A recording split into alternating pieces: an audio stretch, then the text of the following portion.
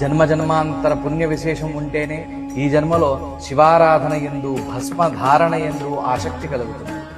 దీనినే పరాశర ఉపపురాణంలో ఈ విధంగా చెప్పబడింది.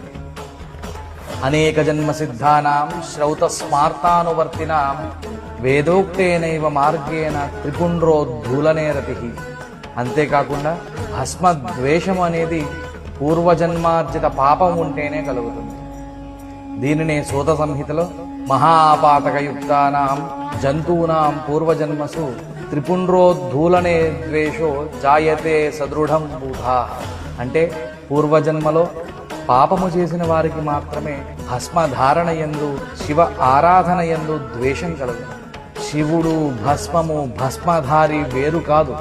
శివుని యందు భస్మము యందు భస్మధారుల యందు ద్వేషము దూషణ ఎప్పుడూ చేయరు. ఇవి మహాపాతకములుగా